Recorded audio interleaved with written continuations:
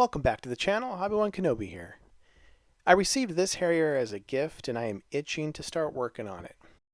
This kit is by Kinetic, and their Harriers I think are considered the best and most accurately detailed Harriers out there. I did build their FRS-1 about a decade ago and got all the way up to the final top coat at the end of the build and ended up completely ruining the model. I'd always wanted to get the FRS-1 and try again, but when I saw the camo for the early Gr.1, I just knew this would be the next Harrier I would attempt.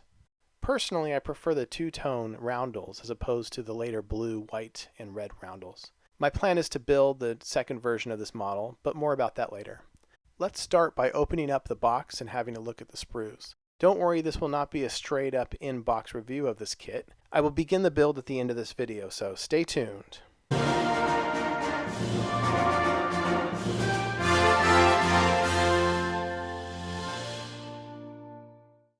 The fuselage halves have crisp engraved panel lines. The cockpit has some framing present, and panels with dials are found on the side walls.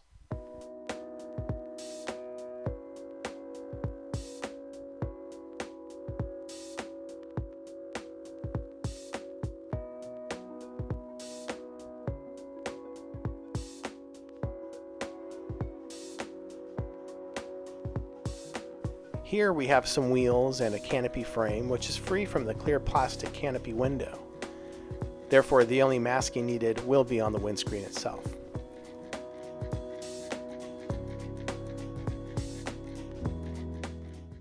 The top portion of the wings include the top portion of the fuselage. The rivet detail looks incredible.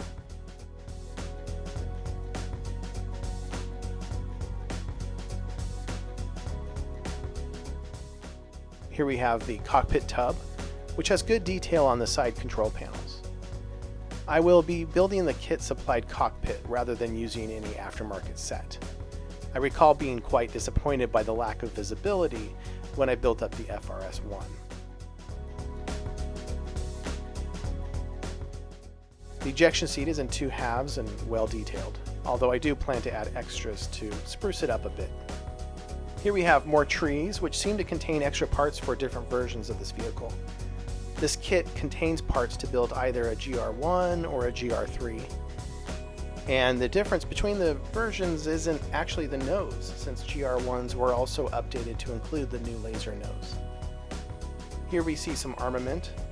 I plan to mount external fuel tanks and maybe a pair of sidewinders. Now we move on to the instructions. A friend sent me a great hyperscale review by Brett Green that gives a detailed alternative to building the model per the instructions. The alternative helps avoid fit issues that might occur as the model requires the mating of several parts as the fuselage halves come together. A link to the review will be available in the description.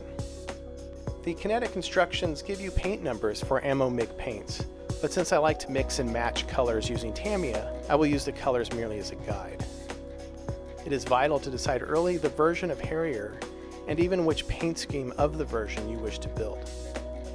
Several modifications will be necessary throughout the build. I've chosen to build version number 2, which is a Gr.1, and was stationed at Wittering, England in 1970. I like this version again because of the two-tone roundels, and the vehicle has less flamboyant nose art than the others offered in this kit.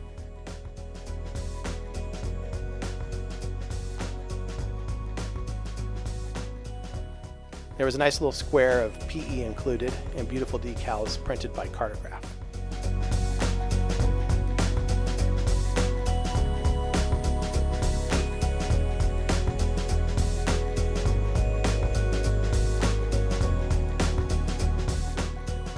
For some reason, I can never seem to build a kit out of the box, so the first change I will make will be to add details to the ejection seat. I noticed in a photo that the seat had a cover over what appears to be a back cushion. This was partially depicted in the kit, but not convincingly, so I decided to add a layer of lead foil instead.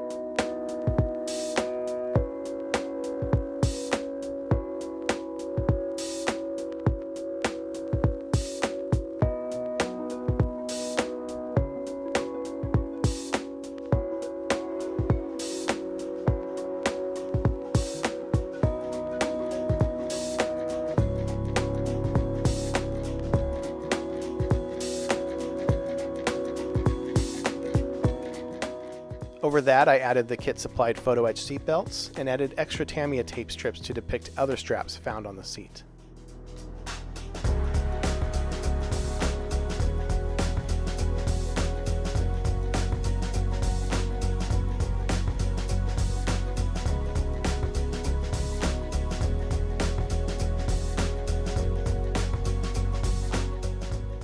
A frame is found on the right side of the seat, and I decided to make this by bending pieces of brass rod. I checked the angle often and drilled a hole in the seat so the frame will be less likely to break off.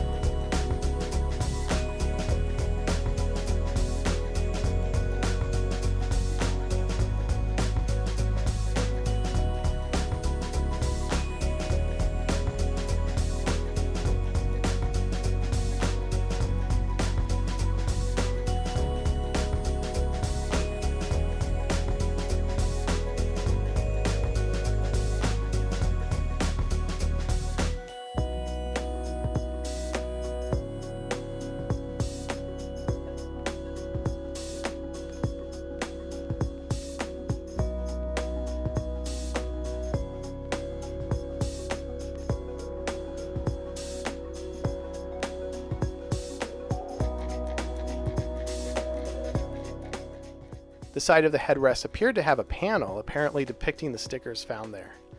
I decided I would add my own decals and scraped away the panels.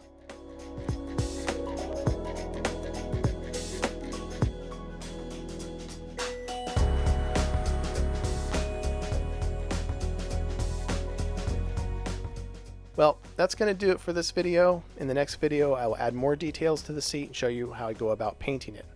Thank you so much for watching.